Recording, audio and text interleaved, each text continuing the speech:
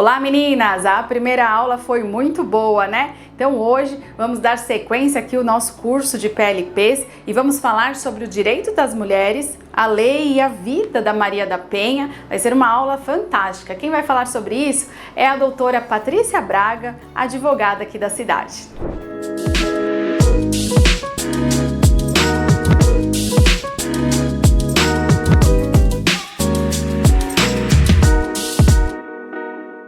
Olá, estamos aqui hoje para falar um pouquinho sobre os direitos das mulheres, falarmos também sobre a Lei Maria da Penha, não, na verdade, sobre a vida da Maria da Penha, né? Mas antes de começarmos, eu quero muito aproveitar o espaço para agradecer a nossa querida primeira-dama, que tem feito um trabalho incrível frente ao SASP, inclusive falando a respeito dos direitos das mulheres de uma forma tão particular, trazendo para a gente esse curso, né, o PLP, que tanta diferença tem feito na vida de tantas mulheres. Quero agradecer com o mesmo carinho a nossa querida Sandra Nogueira, advogada aguerrida aqui de Suzano, que tem deixado um legado incrível, não só no meio jurídico, mas para toda a sociedade, onde a gente sabe que o seu legado traz uma bandeira de luta e reconhecimento de igualdade de gênero, né? Então, isso é muito importante a gente ressaltar. O nosso assunto, quando a gente fala assim, direito das mulheres, vai falar isso de novo. Por que a gente precisa falar sobre isso? Por que ainda é necessário debater essa questão? É necessário debater essa questão porque ainda passamos por muitas atrocidades, né? Pelo Brasil, pelo mundo afora. E aí a gente percebe que é necessário debater essas questões porque não basta existir a lei num contexto escrito, num contexto de Constituição, no contexto legal ou jurídico. Ela precisa ser efetiva, né? A igualdade que nós tanto queremos, lutamos para que ela exista, ela precisa sair do papel. E aí a gente vai trazendo a evolução histórica dos direitos das mulheres, e aí a gente percebe o quanto que a luta ela é necessária. Veja, antes de 2002, o Código Civil que nós tínhamos, que era porque foi promulgado em 1916, ele trazia uma questão muito absurda, no sentido de falar que as mulheres eram relativamente incapazes, só porque eram mulheres. Então, qualquer coisa que ela fosse fazer, ela tinha que ter autorização do seu marido, do seu pai, ou alguma pessoa de sexo masculino que tivesse sua representação. Ela não podia aceitar a herança, ela não podia trabalhar sem autorização do marido. A mulher, para exercer qualquer profissão, precisava da autorização de alguém. E isso choca, hoje, em 2024, choca saber que em tão pouco tempo, né, ainda estava escrito isso em algum lugar de âmbito jurídico, e isso era tido como algo normal e aceitável. Essa normalização, ela rompe quando a gente abre espaços como esse para discutir, debater a questão da igualdade, que ela seja realmente material, não apenas escrita. Então, quando a gente fala, por exemplo, a ONU, ela traz uma lista de 12 direitos das mulheres que são tidos como essenciais. Claro, encabeçando essa lista está o direito à vida.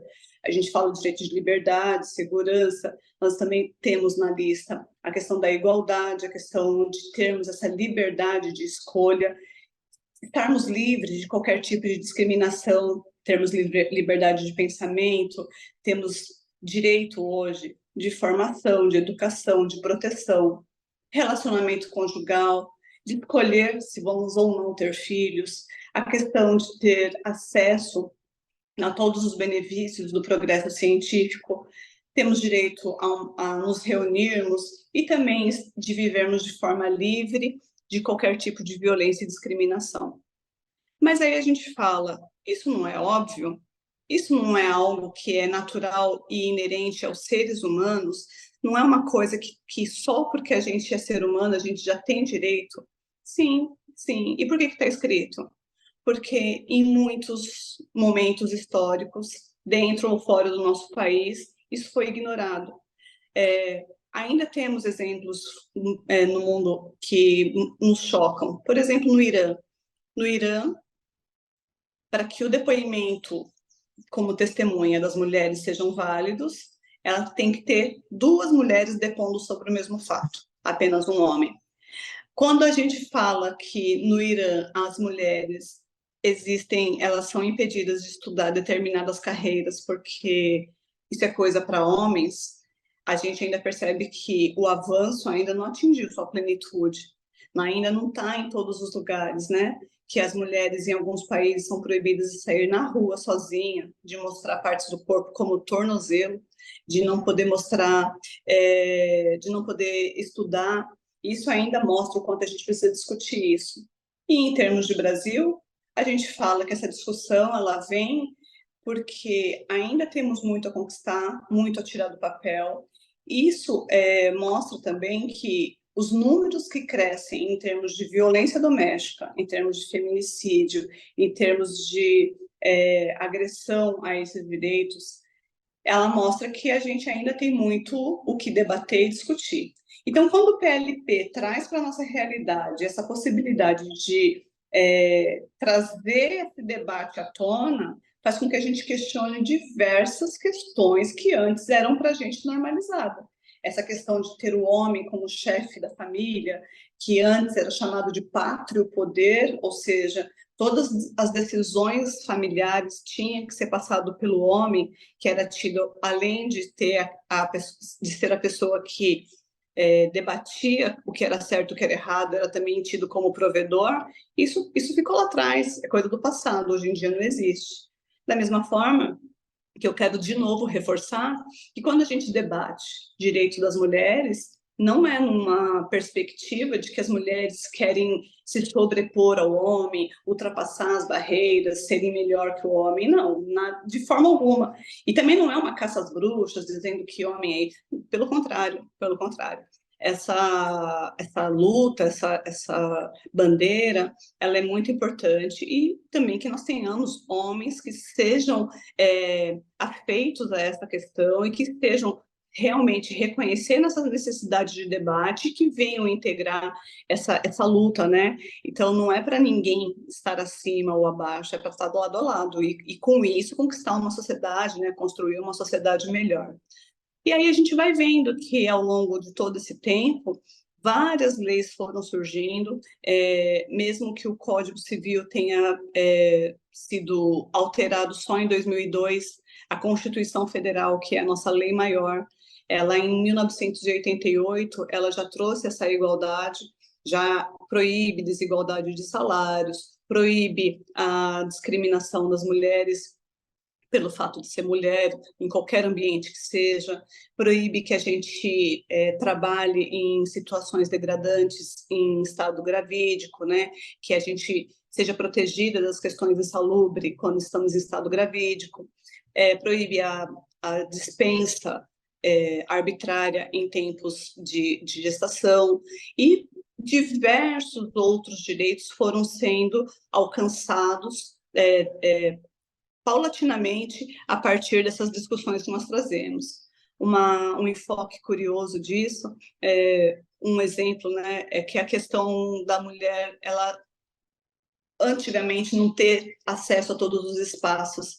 A gente vê, por exemplo, o Senado Federal, que é uma casa importante de leis, de decisões, de grandes reflexos políticos no país, e que somente em 2016, isso mesmo, somente em 2016 teve um banheiro feminino disponibilizado para as mulheres que lá integram aquele espaço.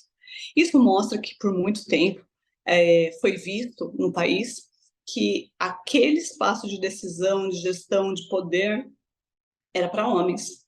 As mulheres da época, e a gente já teve, né, uma primeira senadora desde 79, ela tinha que usar o banheiro do restaurante do espaço. Ela não podia usar o banheiro dentro do plenário porque não havia banheiro para mulheres lá, mostrando claramente esse desrespeito, ou, não é, na verdade, algumas vezes nem é desrespeito, é algo que nunca se pensou, porque não era normal imaginar que mulheres pudessem ocupar esses espaços que antes eram tidos como coisa para homem, coisa para mulher, e é o que a gente luta, de desmistificar esses espaços como sendo coisas de homem, coisa de mulher. Então, o que a gente busca nessas discussões sempre é espaços como esse. E aí a gente vai vendo, né, por exemplo, Nós temos, dentro do âmbito do direito do trabalho, várias conquistas.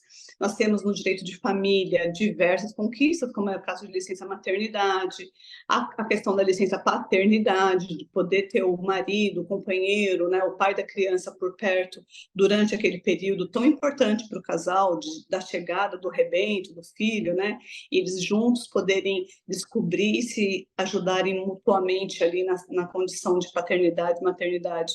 Então, isso também é uma conquista que interessa muito as mulheres.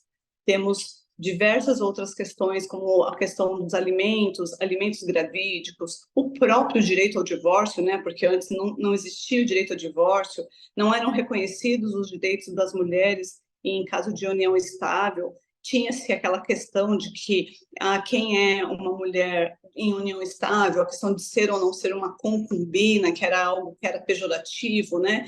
Então, os filhos que eram tidos fora do casamento, ainda que o casal morasse juntos, em união de fato, né, que não tinha como reconhecer de direito, eles eram tidos como filhos impuros, filhos que eram, aspas, bastardos, e, portanto, não mereciam receber o direito do nome do pai, nem a questão de herança, de tudo.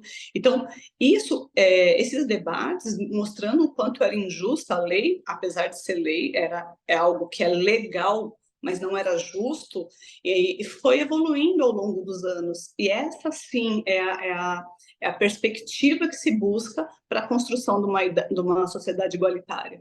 E aí, quando a gente fala em alimentos gravídicos, alimentos que são os provisórios, mesmo antes do processo finalizar, a questão de reconhecimento de paternidade, para que todos tenham direito a receber o nome do pai, tudo isso foram conquistas que a sociedade reclamava ao longo dos anos. E por que eu falo isso? Porque nenhuma legislação que traz direitos, que traz benefícios, né, benesses às mulheres, elas vieram como um presente, vieram como algo natural. Não, na verdade, essas legislações, elas vêm como uma reivindicação, uma reclamação, uma construção onde tem muita luta, muito debate, muita crítica ao sistema antigamente posto para que isso fosse então alterado e as coisas fossem mudadas. Nesse sentido, a gente percebe que hoje em dia nós temos várias leis que acabam sendo apelidadas com alguns nomes, né? É o caso da Lei Carolina Dickmann, a Lei Mariana Ferrer, a lei da Joana Maranhão, sendo que da Joana Maranhão é interessante colocar, né, por causa da questão de abuso sexual infantil, onde foi determinado por lei que agora, quando há o abuso, a prescrição, né, o tempo para se reclamar e para buscar essa punição, ela seja estendido, ou seja, somente começa a contar o prazo para prescrição a partir do ofendido se tornar maior de idade, aos 18 anos. Ali começa a prescrição, porque muitos dos abusos ficavam impunes, porque as crianças não tinham apoio, não tinham entendimento, não sabiam o que estava acontecendo, e quando se tornava um adulto e percebia que tudo que tinha acontecido lá na infância era abuso, já tinha prescrito e aquele agressor acabava sendo beneficiado pela inércia da lei, pela inércia da ofendida que não conseguiu, né, depor. E aí nós temos uma lei que é considerada a lei mais conhecida do país, é a Lei Maria da Penha, que é a 11.340 de 2006. E essa lei, ela traz um impacto muito grande, né? Ela é conhecida em todo o país, e no mundo ela entrou para a ONU como um dos casos em que, um dos 10 casos que no mundo pode melhorar a condição de vida da mulher. Então, é uma lei muito importante que veio a partir da história de uma mulher que, ao contrário do que alguns pensam, e eu gosto de reforçar isso, né? A Maria da Penha, ela ainda é uma mulher viva. Muitas mulheres às vezes falam assim: ah, eu não sabia, não sabia que ela ainda é viva, que ainda, né, luta por essas questões referentes à violência doméstica. Sim, ela é uma mulher viva, ela é uma mulher, uma senhora idosa e cadeirante por conta da violência que sofreu, e que ela leva a história dela como um marco inspirador para que outras mulheres possam romper a violência, romper o descaso e lutar por seus direitos de igualdade. Então, a Maria da Penha, é muito bom a gente colocar isso como para quebrar os paradigmas, né? Porque algumas pessoas ainda pensam assim, duas coisas. A primeira é falar assim, falar de direito de mulher, falar de violência doméstica, falar de novo falando sobre isso, é tudo mimimi. Hoje em dia as mulheres estão empoderadas, hoje em dia as mulheres brigam, as mulheres ocupam espaços mais altos, dos mais altos cargos, poderes, gestão. É verdade? Sim, nós temos mulheres que alcançaram altos cargos, né? Mas nós temos muito apagamento na história. Muitas mulheres foram apagadas, muita invisibilidade. Nós temos algumas conquistas, mas elas são muito mínimas perto do que ainda pode alcançar. Os espaços ainda são dominados por homens, por uma camada de pessoas que têm uma outra condição. Então, quando a gente fala de violência doméstica, é verdade.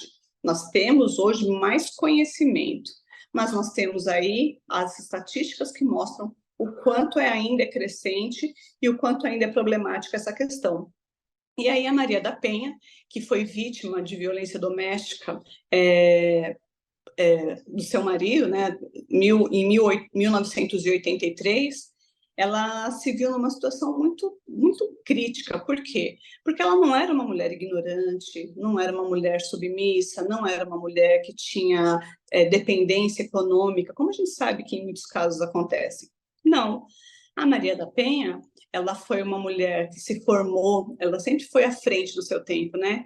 Em 1966, ela já estava se formando em biologia, né? Ela é uma mulher bioquímica e ela estudou farmácia lá no Ceará, onde ela passou na primeira turma da Faculdade Federal de Fortaleza.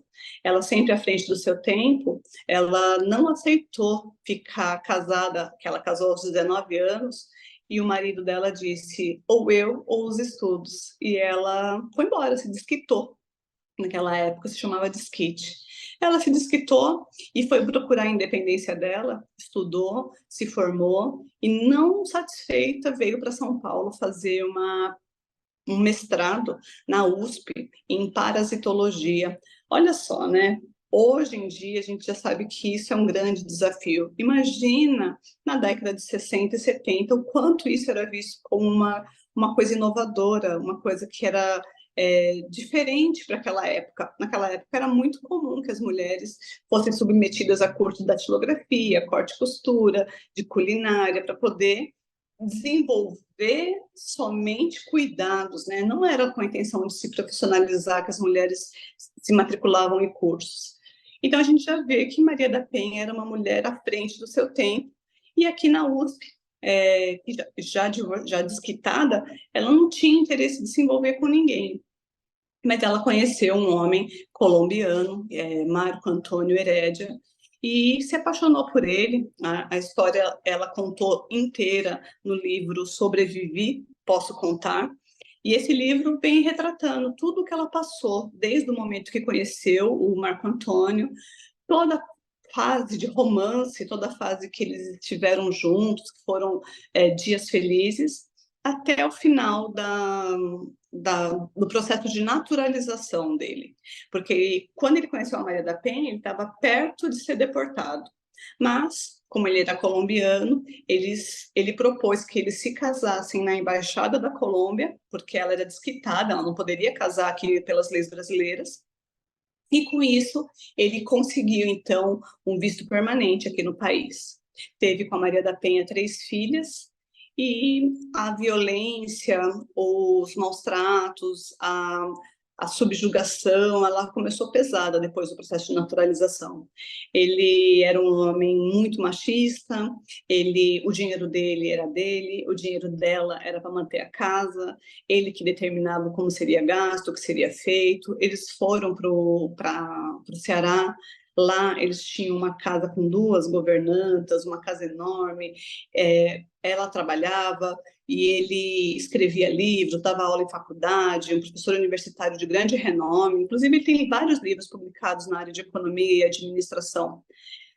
Mas ninguém podia imaginar o quanto ele era arbitrário, o quanto ele cometia abusos em casa, tanto com a Maria da Penha, e tanto com as filhas, no sentido de que as punições, as restrições, era muito agressivo, né? Ele era um homem extremamente agressivo e, com isso, ele cometia esse tipo de violência em nome de estou educando, estou repreendendo em caráter pedagógico, eu estou fazendo isso. Ele gostava muito de usar essa expressão, para que você não transforme nossas filhas em maricas, porque ele era colombiano e isso seria um sinônimo de fraqueza, de pessoas que não tinham firmeza, né, para poder resolver a vida.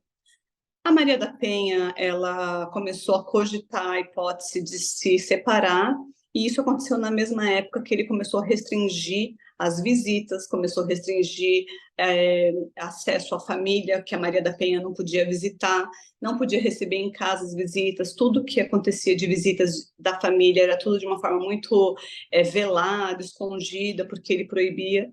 E tudo isso foi incomodando a Maria da Penha, que estava realmente decidida a ir embora com as crianças, mas pensando o quanto isso seria um problema numa época de muita discriminação, as mulheres que eram desquitadas, separadas, aspas, largadas, né?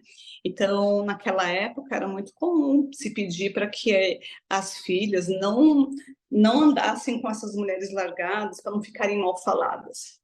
Mas, diante de tanta violência, né, de tanta subjugação, porque, veja, o Marco Antônio, ele fazia muita violência psicológica, muita violência de cunho moral, ele diminuía a Maria da Penha de todas as formas, ele fazia com que ela acreditasse na impotência, de que tudo que ela fazia era mal feito, tudo que ela fazia era ruim, não dava certo, e que ela não era competente, ela não era bonita, ela não era capaz. E ele gritava, ele batia na mesa, ele tomava o dinheiro dela, que é a violência patrimonial, ele fazia muita pressão em cima das crianças. Para se ter uma ideia, as crianças não podiam, segundo ele, tomar água a partir das 2 horas da tarde para não fazer xixi na cama. Se fizessem, apanhariam. Então, tinha muitas coisas que a Maria da Penha até coloca no livro, né? Ela aceitou muita coisa enquanto era com ela. Mas quando começou a afetar a vida das crianças, coisa do tipo, a criança não quer mais comer, ele bater no prato e a comida ir no rosto da criança, a ponto da criança virar a cadeira de susto e cair, isso foi sendo a gota d'água, né? O ponto final. Ela já falou assim, não, passando dos limites, as reprimendas e as surras, porque a criança fez xixi na cama, com 1 ano e 8 meses, com 3 anos de idade, que era do meio, e 5 anos, 6 anos a mais velha. Então, isso foi machucando demais e ela começou a planejar ir embora. Mas, pelo jeito, ele suspeitou disso e aí ele forjou um assalto dentro da casa dela, da casa deles, né? E ela já tinha ido se deitar, ele estava no escritório da casa, e ele costumava ficar até mais tarde estudando, trabalhando, né? Então, Maria da Penha não achou estranho ele ter ficado até de madrugada acordado. E ela escutou um estampido num quarto escuro, numa noite silenciosa, e nesse momento ela abriu os olhos no quarto escuro, escutou uns barulhos, uns sons meio abafados, e aquilo fez com que ela imaginasse por algum segundo que tivesse morrido. Sim, tivesse morrido, porque ela falou que no sonho ela sentia uma coisa quente tomando conta do corpo dela, um calor que subia, e ela estava acordada, meio que adormecida, e ela não conseguia se mexer, lutava com o corpo e o corpo não se movia, e aí tudo parecia confuso, porque ela escutava portas batendo, coisas, gente gritando, gente saindo, e aquilo foi ficando muito desesperador, até que uma das governantas que dormiam na casa, né, tinha uma edícula onde as governantas ficavam, um quartinho, e essa governanta veio até ela e falou como que ela estava, viu que tinha sangue na cama e foi chamar o Marco Antônio, que estava na rua. Depois soube que ele, aspas, tinha tentado fugir e lutou com os assaltantes, falou que, que eram três, eles tinham fugido e ele tentou perseguir para se vingar, que ele levou um tiro no ombro de raspão e que era um assalto, não sei o quê. E aí, na sala, já foi engraçado, porque a enfermeira, a governanta disse, a Maria está ferida. E ele, ela está viva? Como se tivesse espantado o fato dela estar viva. Ela foi socorrida, foi em Fortaleza submetida a algumas primeiras cirurgias, ficou muito tempo no Rio de Janeiro fazendo fisioterapia, condicionamento, porque quando ela foi alvejada, ela não sequer conseguia se manter com o tronco ereto. Ela tinha ficado totalmente em estado vegetativo, mexendo só os olhos. E ela narra que ela só conseguiu superar todas as doloridas etapas do tratamento por amor às filhas, que ela não teve um dia na vida dela, enquanto internada, que ela não pedisse para Deus não deixar as filhas órfãs de mãe, porque ela sabia que isso faria da vida delas um inferno aqui na Terra, que ela sabia o pai que elas tinham. E elas ficaram nessa situação com o pai por mais de 6 meses. A avó materna não podia visitar, mas eram as governantas que ajudavam todo esse meio de campo para poder trazer coisas melhores para as crianças, porque o Marco Antônio não deixava nem que comessem coisas que ele achava que eram mimos exagerados da Maria da Penha. Isso eram frutas, iogurte, chocolate, coisa que criança gosta. E ele falava que não, que criança só tinha que comer arroz, feijão, legumes, carne e só. Não tinha esse negócio de ficar trazendo coisas diferentes. E as governantas ajudavam, escondiam, ficou cuidando das meninas a pedido da Maria da Penha. E aí, ela, depois de 6 meses, quando ela voltou para casa e ela percebeu toda a situação que estavam, inclusive no dia que elas voltaram, né, morrendo de saudade, ansiosa para ver as filhas, ela chegou em casa numa Kombi, né, e ele montou a cadeira de roda e abriu o portão e cochichou no ouvido dela: não coloque a perder toda a educação que eu dei para as nossas filhas. Elas, no momento certo, vão te cumprimentar. Só que a Maria da Penha não tinha entendido, porque quando ela abriu a porta, as 3 meninas se colocaram em frente à varanda, todas com ela. Maria da Penha conta com detalhes, né? Com as meias até o joelho, a saia prensada, as camisas brancas, o cabelo preso no laço, e as três com os olhos marejados, com o beicinho tremendo, querendo abraçar a mãe. E a mãe chama, venham. Aí o pai dá um comando, fala: fiquem aí. A sua mãe chegou cansada e precisa descansar. Ela falou: não, eu quero abraçar. Não, eu preciso beijar minhas filhas, eu quero rever. E ele falava: eu te disse, não ponha a perder a educação que eu dei.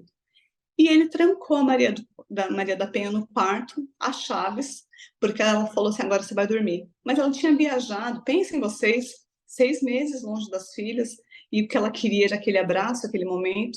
E aí ele sai para trabalhar, e as governantas ajudam a colocar as meninas pela janela, né, numa dificuldade enorme. Elas passaram a tarde com a mãe, e aí quando o pai estava para chegar, tiraram as crianças de lá. E aí muitas coisas foram acontecendo, porque no depoimento, e isso de forma muito resumida e meio atabalhoada aqui, ela começa a perceber que aqueles depoimentos de assalto, aquela versão não estava se encaixando.